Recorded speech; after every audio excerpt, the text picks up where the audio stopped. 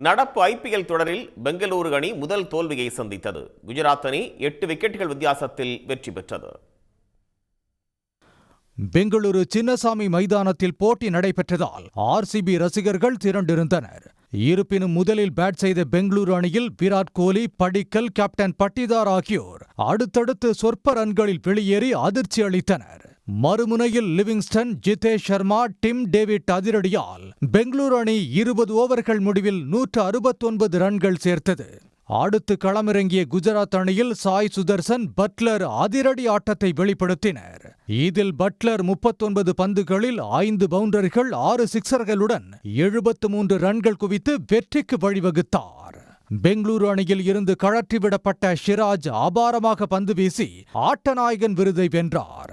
விளையாடிய 2 போட்டிகளிலும் வெற்றியை ருசித்த பெங்களூரு அணி முதல் தோல்வியை சந்தித்திருக்கிறது.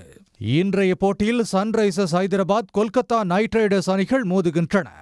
இரு அணிகளும் தலா 3 போட்டிகளில் விளையாடி 2இல் தோல்வி அடைந்ததால் வெற்றி பாதைக்கு திரும்பும் முனைப்பில் களமிறங்க உள்ளன. உடனுக்குடன் செய்திகளை தெரிந்து கொள்ள சன் நியூஸ் பெல் ஐகானை கிளிக் பண்ணுங்க.